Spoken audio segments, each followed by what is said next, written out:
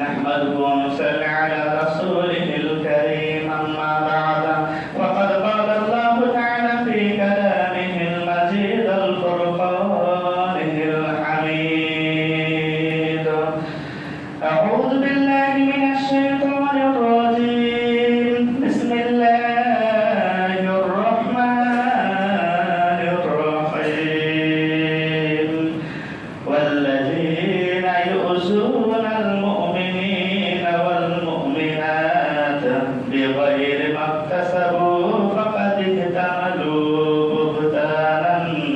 بهتانا وإثما مبينا سورة الأحزاب آية نمبر 58 ইসলামে তুমি দিও কবর, ইসলামে তুমি দিও কবর, মুসলিম বলে করো ফখর।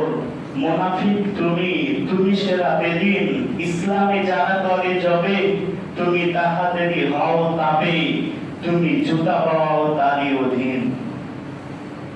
উপস্থিত মুসল্লিনের জুম্মা যাবতীয় তারই সমস্ত প্রশংসা সে বিশ্ববিখ্যাত রব্বুল আলামিনের নিমিত্তে, যে বিশ্ববিখ্যাতার অশেষ কৃপায় এই মুহূর্তে দুনিয়াবি যাবতীয় কাজকে পিছনে রেখে মসজিদে এসে আমরা একত্রিত হতে পেরেছি।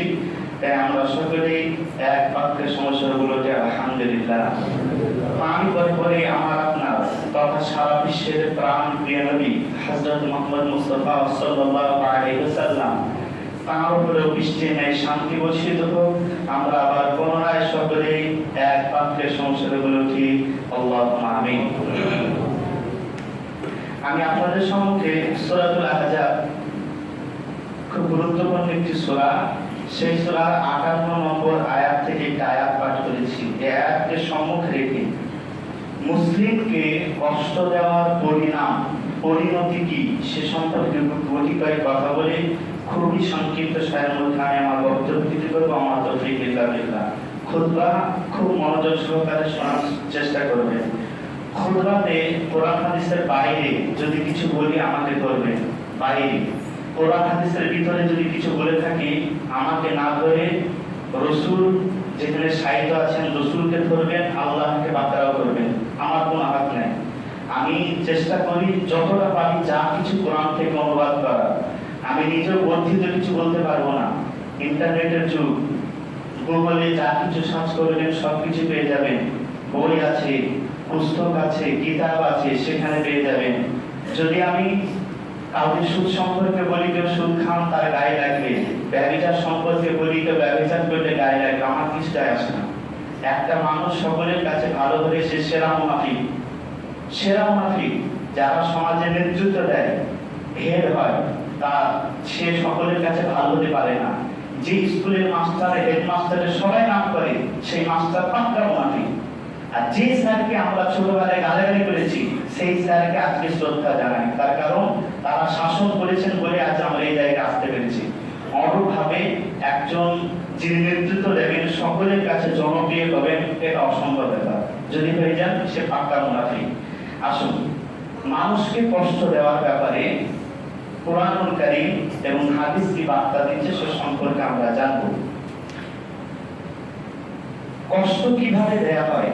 কষ্ট শুধুমাত্র মারধর করে একজনকে কষ্ট দেওয়া হয় না।